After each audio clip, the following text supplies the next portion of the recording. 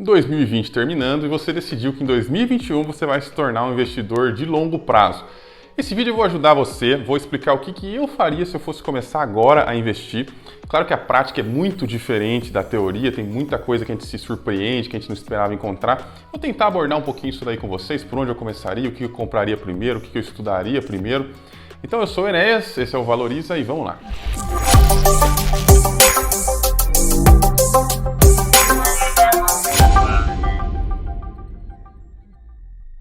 Eu quero começar dizendo que esse vídeo serve para qualquer época. Eu estou gravando isso no final de 2020 para 2021, mas ele vai servir para qualquer tempo que você quiser começar a ser um investidor. Esse é o roteiro que eu seguiria com as coisas que eu conheço hoje. Além disso, para gravar esse negócio, eu estou assumindo que você já gasta menos do que você ganha, porque isso é básico. Se você não tem isso, não adianta continuar. E que você já tem uma reserva de emergência. Se você não tem reserva de emergência e vai começar a investir, provavelmente você vai se dar mal, porque em algum momento você vai precisar do dinheiro, vai ter que tirar o dinheiro investido às pressas e, lógico, vai acabar tendo prejuízo. Se você ainda não tem reserva de emergência, eu vou deixar aqui nos cards e na descrição um vídeo sobre isso, sobre reserva de emergência, como fazer, qual é a importância dela, para que você assista primeiro e depois comece a efetivamente investir.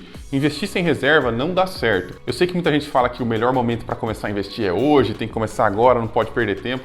Isso é verdade até certo ponto, mas se você não tem reserva de emergência, não comece. Esse é o conselho responsável que eu posso te dar. Qualquer coisa fora disso é maluquice, né? Continuando, bom, a primeira coisa que eu faria hoje mesmo, antes mesmo de começar, é saber qual é que é a minha propensão a risco, o quanto que eu tolero de risco e, portanto, o quanto que eu gostaria de ter em renda fixa e o quanto eu gostaria de ter em renda variável. Eu sei que o investimento em renda fixa hoje está fora de moda, né? Porque a renda fixa está pagando muito pouco, a Selic está muito baixa e tal. Mas, gente, esse negócio é normal. A renda fixa está pagando o quanto que ela deve estar pagando. É o preço do risco. Não está nem muito e nem pouco. Aliás, se você olhar os títulos do Tesouro de longo prazo, você vai ver que eles nem estão pagando tão pouco assim. Então, até, aliás, pagando uma boa taxa de retorno, eu vou deixar aqui para vocês darem uma olhadinha. Isso é retorno real, né? Ele paga a inflação mais aquele retorno. Então, a renda fixa, apesar de não ser o investimento mais rentável no longo prazo, isso é verdade, mas ela é sim importante e tem um espaço muito importante na sua carteira de investimentos. E esse seria o primeiro passo, definir o quanto que eu quero ter em renda fixa e o quanto que eu quero ter em renda variável. E para fazer isso, minha dica prática para vocês é o teste do travesseiro. É isso que eu faria se eu fosse começar hoje. Escolha lá, por exemplo, metade, veja se você dorme tranquilo. Né? Ah, mas metade, estou ficando meio preocupado, esse negócio de renda variável é muito maluco, sobe e desce o tempo todo. Então, coloque mais 10%, então 60% na renda fixa, 40% na renda variável, enfim. Você vai encontrar o percentual ideal para você. Posso colocar 100% na renda fixa? Para começar, pode, né? No longo prazo isso não é bacana, você vai acabar perdendo um pouquinho de rentabilidade, mas para começar, vale. O mais importante realmente é começar. Pode começar com 100% na renda fixa, mas eu encorajaria vocês a começar com um percentual, seja ele qualquer, na renda variável. Por mais que seja pequeno, por mais que seja ínfimo, mais para você conhecer, mais para você se familiarizar com esses investimentos que vão te deixar rico. Quem vai te deixar rico é a renda variável, são as ações, são os imóveis, são os fundos imobiliários, são as ações do exterior, isso pode te deixar rico. A renda fixa não vai te deixar rico, sinto informar. Bom, prosseguindo aqui com a nossa estratégia, eu já decidi o quanto eu queria ter de renda fixa e renda variável. Suponhamos aí que eu decidi ter metade de cada um, para facilitar a nossa vida aqui, 50-50. E eu vou efetivamente chegar no meu mês 1, meu primeiro mês. Até então foi o mês 0, né? Mês 0 você decide lá o quanto você quer correr de risco. Mês 1 a gente começa efetivamente a investir e a aprender coisas mais importantes.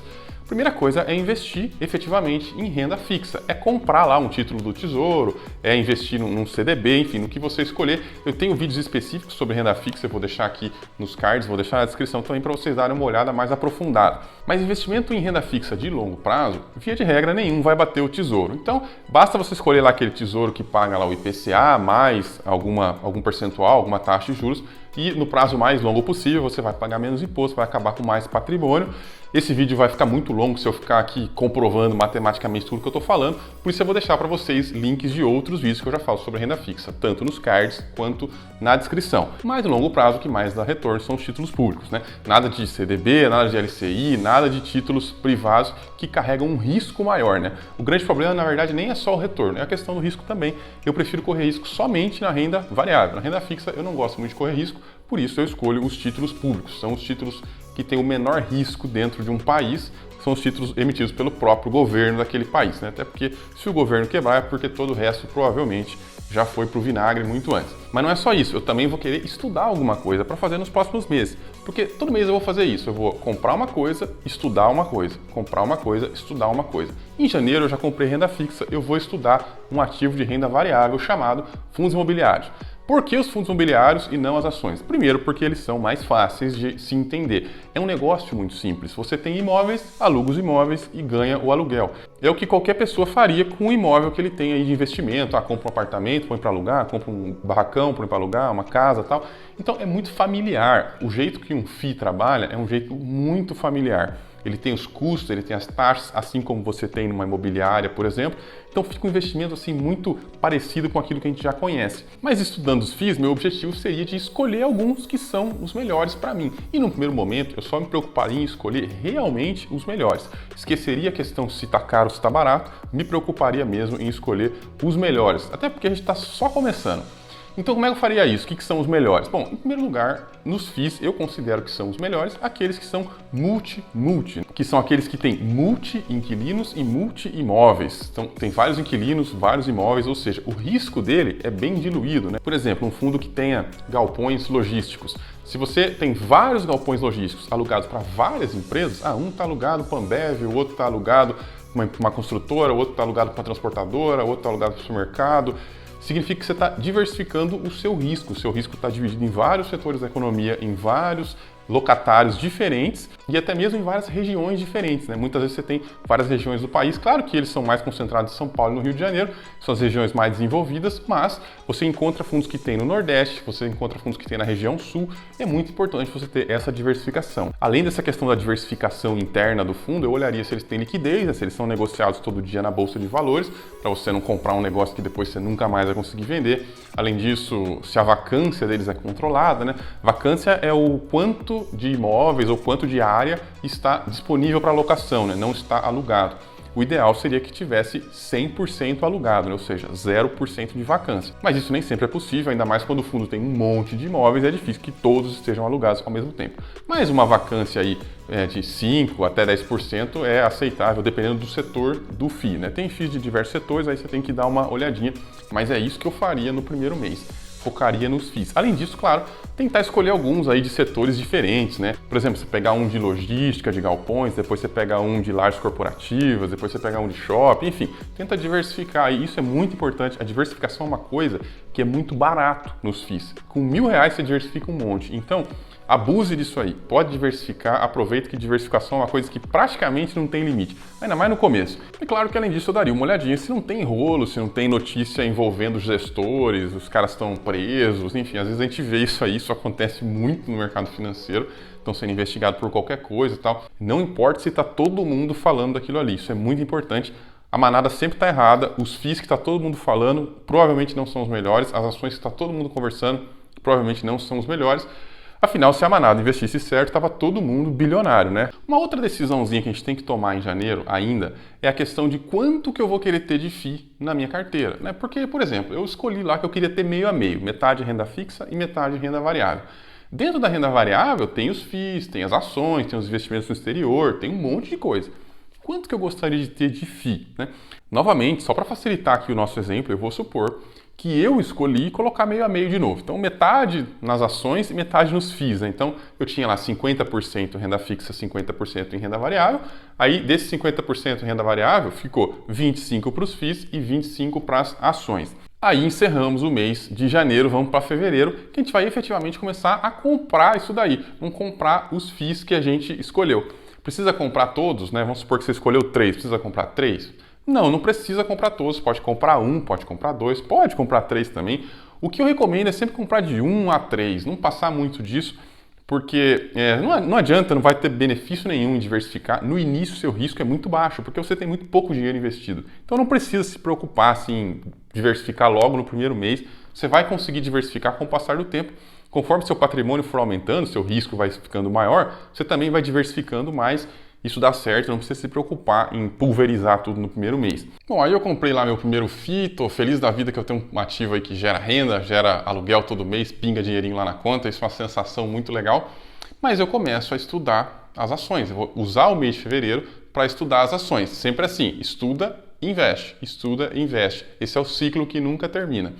Então, eu vou fazer a mesma coisa que eu fiz com os FIIs. Não vou me importar muito com o preço, não vou me importar muito com aquela ação que está na moda, que os youtubers estão falando muito, que postam nas casas de análise e tal, e vou direto, correndo por fora, atrás das melhores, atrás daquelas que realmente merecem estar no pódio das melhores ações.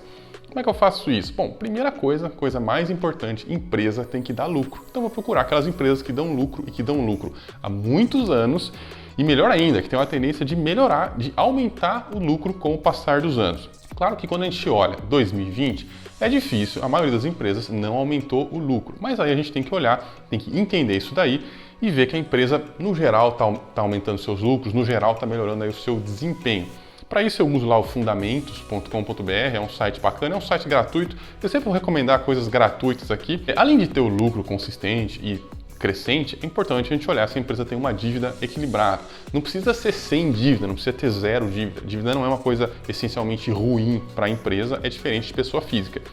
Você é proibido de ter dívida, mas as empresas podem ter dívida e podem se beneficiar disso. E além disso, claro, dá uma olhadinha na questão da governança, se a governança da empresa é ok, né? Se ela tem ações ON que são melhores. Eu não compro ação preferencial, eu não gosto delas, eu tenho um vídeo falando sobre isso, vou deixar nos cards, vou deixar na descrição também. Claro, se você gosta, enfim, não tem problema, não é isso que vai deixar o seu patrimônio ruim, não é isso que vai prejudicar o seu enriquecimento de longo prazo, mas eu prefiro correr o mínimo risco possível, prefiro ter o mínima chateação possível, então eu vou sempre pelo lado que é mais tranquilo. A ON, claro, é mais tranquilo.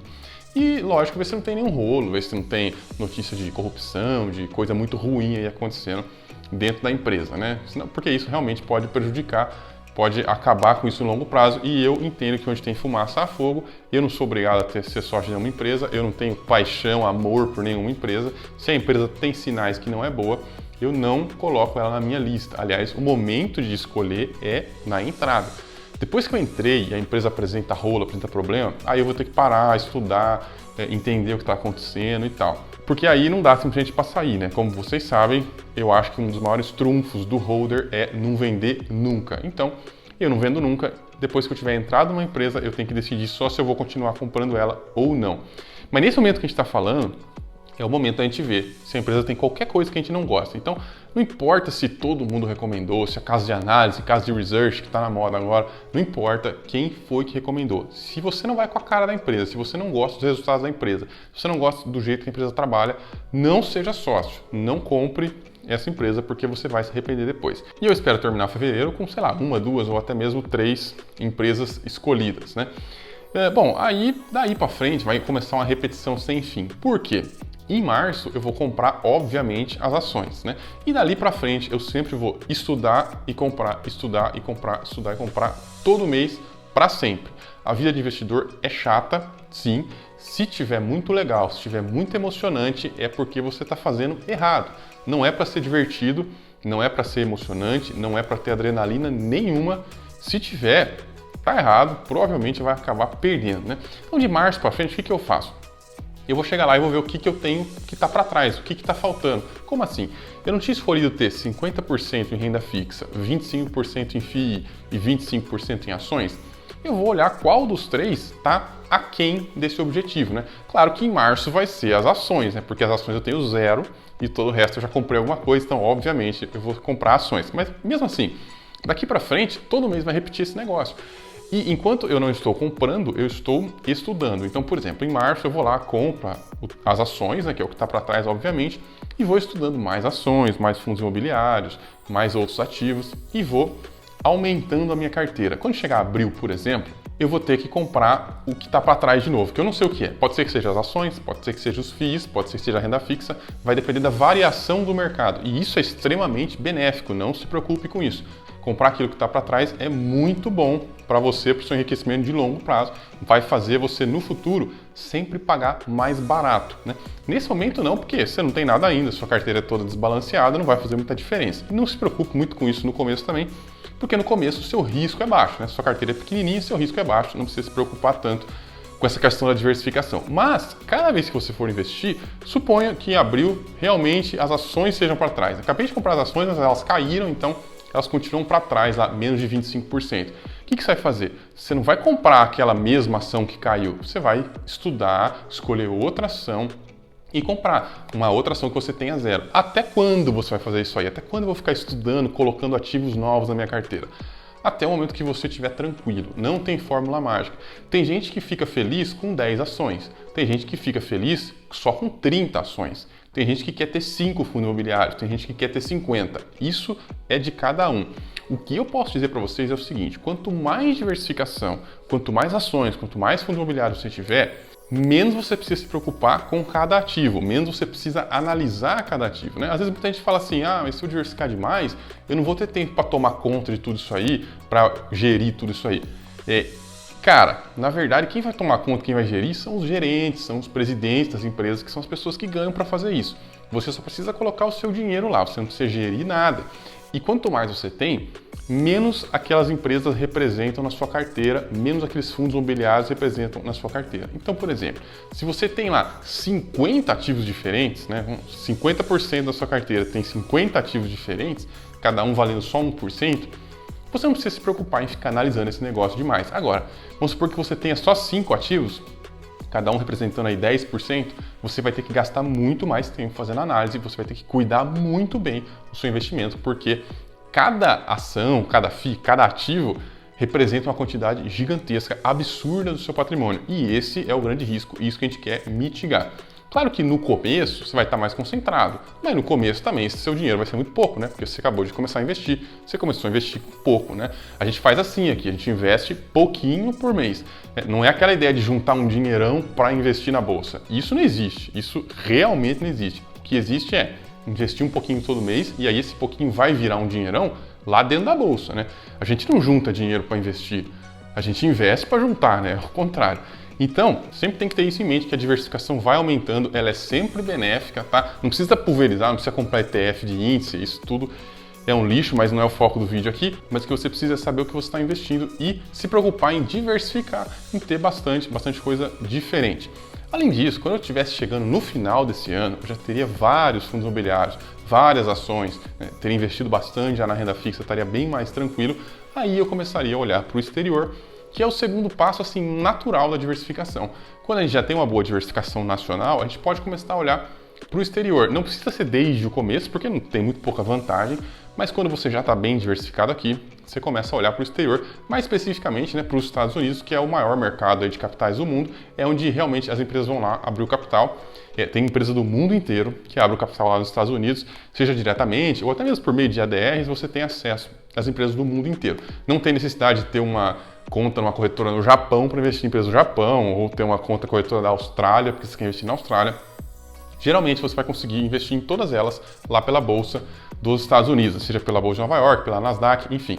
Mas isso eu só iria pensar lá no final do ano, e daí a gente faz um outro vídeo então no final de 2021 para falar sobre esse segundo passo aí na diversificação, sobre se tornar um investidor global, vamos dizer assim. O que eu quero deixar bem claro para vocês é que não tem que ter pressa, tem que fazer as coisas devagar e sem emoção.